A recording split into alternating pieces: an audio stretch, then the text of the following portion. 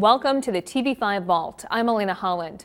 Most of the ghost stories you hear this time of year are about haunted mansions and restless spirits, but not in today's TV5 Vault. Paul Newton brings us a tale of true love and a ghost who just wasn't ready to say goodbye.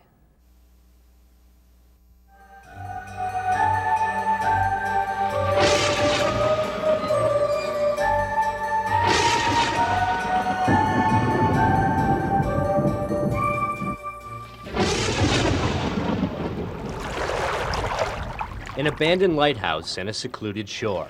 The kind of place where your mind can conjure up all sorts of stories about Great Lakes ghost ships and phantoms in the fog.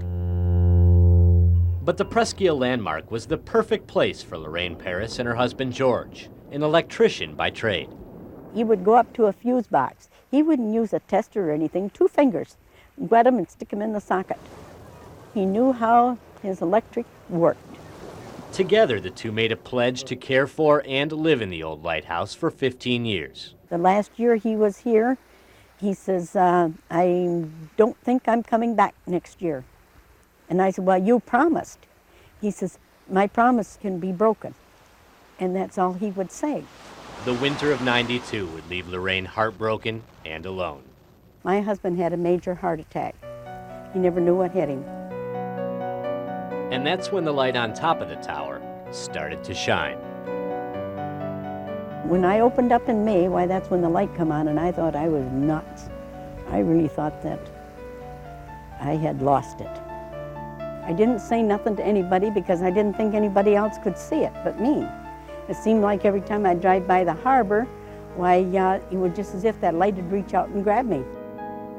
What grabbed everybody's attention was the fact that the light had been disconnected by George and the Coast Guard back in '79. You ain't gonna believe it. See the light, it's there.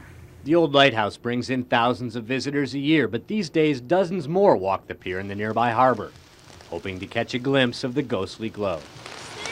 You can see the light, but you can't see the tower any longer. I can't say for sure. Sometimes I figure it's a reflection from somewhere, but where, we don't know. We've got no way of knowing. We'd turned out all the lights all the way around the harbor.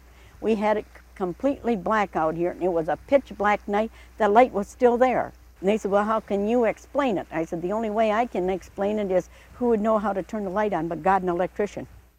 Lorraine still runs a small museum at the lighthouse. That's George, right at home above the fireplace. And in the guest book, you'll find a few entries about the light. One story from a sailor lost on the lake. He said, I want to thank you for turning your light on. I said, what light? I said, there's no light up there. He said, there was last night when I come in, because he said, if it hadn't been, I'd have never found my way in here. He says, it guided us right into the harbor.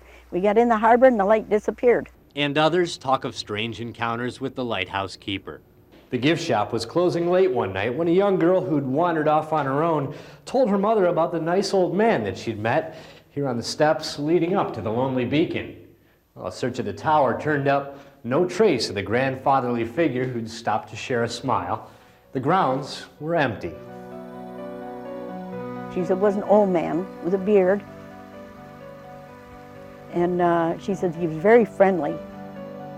He was always that way with the kids. If anything happens to me, I'm going to wind up being up there in the tower alongside of George. There's going to be 2 lights up there, not just 1, but 2. You can't see the light from the lighthouse grounds, so Paul and photojournalist Tom Knob went to the harbor with Lorraine and looked for a good hour. They were a little disappointed that they didn't see anything, but just as everyone was leaving, that last picture we showed you is exactly how they saw the light from the pier. The Coast Guard did confirm not only was the light disconnected, but the cables to the tower were cut and the bulb was taken out. Their explanation? Maybe it was a reflection, but nobody can say for sure. Well, thanks so much for watching this edition of the TV5 Vault.